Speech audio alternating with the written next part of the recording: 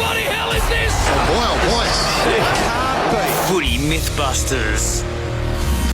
It's time to bust another myth or set it as a legendary part of our game. Please. To do that this week, we've got an absolute beauty. 230-game superstar, 3 premierships for the Tigers, Richmond Team of the Century, and he, of course, had 27 touches in the 1980 Grand Final. I speak of their halfback flanker. A lot of you guys would have heard of this guy, Merv Keane. Absolutely. Mervyn, welcome to you. Thank you, BT. How's everything? Very good. Mervyn, of course, involved in recruiting at Essendon these days and going along beautifully there. Chunky's his nickname, as he's affectionately known. Now, Merv, I want you to shut up and listen for the next couple of minutes. I want to paint a scenario, and I want to know whether it's myth or legend as to what happened prior to the 1980 Grand Final. So, boys, get this in your heads. 1980, right. Punt Road Oval, okay? 1980 Grand Final week, Tuesday night of training.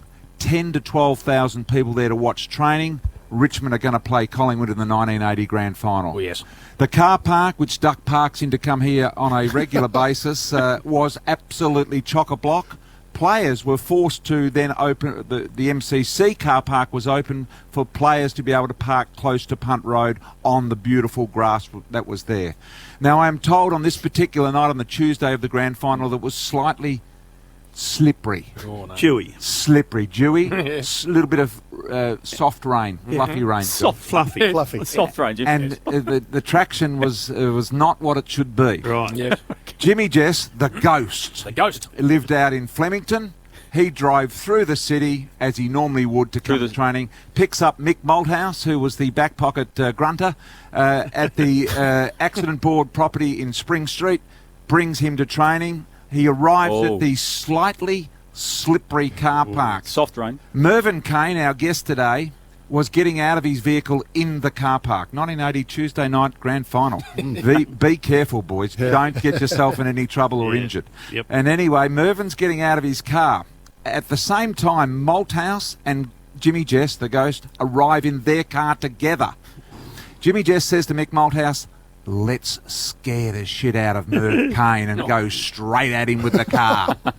So Ghost propelled the vehicle to about 60 k's an hour, slammed on the anchors, and all of a sudden it started aquaplaning towards Mervyn. Oh, no. Mervyn at this stage had his front door open, his bag on his shoulder, and he's ready to go to Tuesday night training for the Grand Final and play a magnificent game, which he had 27 touches in too, by the way, and kicked a couple of goals. Yes. And all of a sudden, bang! Oh, no. The Jim Jess propelled car, under the direction of Mick Malthouse, goes into the door. At this stage, Merv had seen it coming from quite some distance, had jumped onto the rail on the outside of the car. The door wrapped around Mervyn. It was completely bent around him. Bruised ribs.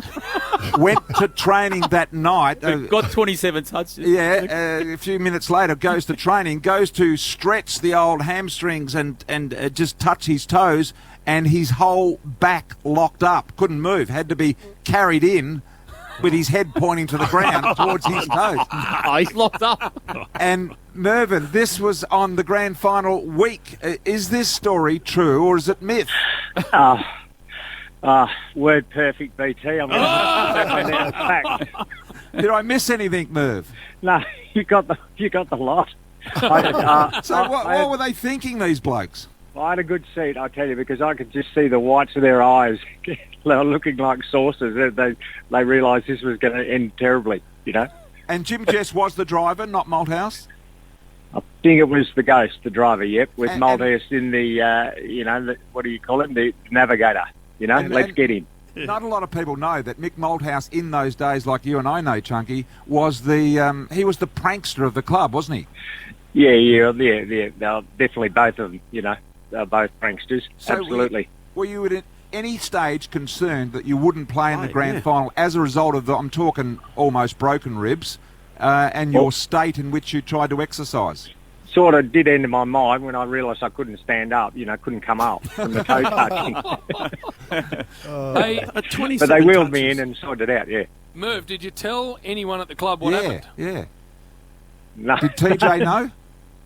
No, nothing got out. I think it was between the three of us. Right. Wow. So I've never heard this story until this week. I was talking to another prominent Richmond player, Michael Roach, who told me about it, and I hadn't heard it either, and I was part of the club in those days. So you kept it undercover. No one ever found out their move then? No. Well, I suppose there was a bit of, there was a bit of fun and frivolity after it. It got out a little bit, but thank God it all worked out. Hey, Merv, while we've got you on the line, and thank you very much for just proving that myth to be correct. Yes. But thank you. tell us a bit about Bristol, the young Brian Taylor, when he swaggered into Punt Road. Not too much. And mainly, Merv, I want to know about the famous Richmond disco. Yes.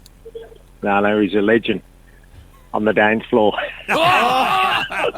He wouldn't have danced. Did he dance? Didn't do a lot of dancing. Yeah, no, he did. No, he I tell you what, they were circled around him. Don't worry about that. Old Twinkle Toes. Very nice, No, Merv. gentlemen, on and off the field, a gentleman. Absolutely. Good on you, Merv. I appreciate your time and coming on, and know you've had a bit of a tough period over the last few months, and we thank you for that. Good on you, mate. No worries. Well told. Anyway, good story. Well done. Well done. I've always said, Bill, it's not what your superstars give you in finals, it's what the bottom 5 or 6 give you. Righto. You know what you're going to get. Who generally did that from at them. North? Who was... Oh, there were plenty. Glenn Freeborn Just did a it. great example. Give us your bottom 6 at North. At North? Yeah.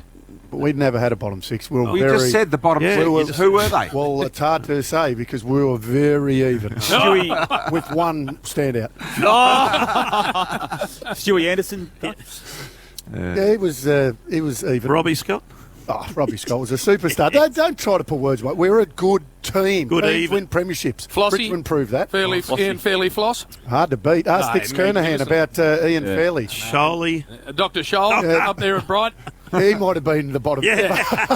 not his idiot brother Knuckle No. Scholl, No, he's who at- went down and then. played for the Cat. Little rumour tells me that you might have had a little bit of an interview with Dennis Pagan. Did. That will be shown tonight on Channel 7. Tonight during the half-time of the North That would Carlton be game. very interesting, Shot actually. by Ryan Taylor, Bristol's eldest. boy, who was, really? very Family- nice. family He- affair. He's so relaxed and Did he call in you such son? A good spot. Did he call you About son? 30 times. Yeah, he calls everyone. He was son. fierce, wasn't he?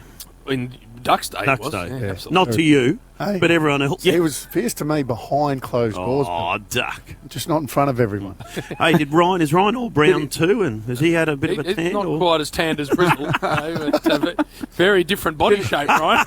Did he? Is it true that I think it was Al Clarkson in his playing day turned up for the first day of pre-season with the little Jimmy Cracker under his lip, that little bit of hair, and Dennis took one look at him and said, "You want to play for this club, son?" And Clarko said, "Yep, get that crap off your face." If you had Walking. 3 or 4, BT wouldn't have been able to have the mo. No. Because what he thought about facial hair, and these are the little things. Yeah. Say, oh, have you got something to hide something? Well, this just happened. does. This just happened to. No, Imagine how white would if he shaved the mo off, he'd just have a white bit on his head. The orange. If BT's And he known, did. you know how some people are just known, like you walk through the streets and people know you because of You moustache. your mo. Yeah. It's like when El Chapo was on the run. Look, I shaved it off once. When El Chapo was on the run, he shaved his mo off. They didn't know who he They was. didn't know who he was. I did shave it off once. And? I was in my house, strangely, when I shaved it off. And I walked down the corridor, and Mrs. T's coming the other direction, and she looked at me as if she didn't know who I was. And I thought, it's time to regrow because I don't want to lose my wife.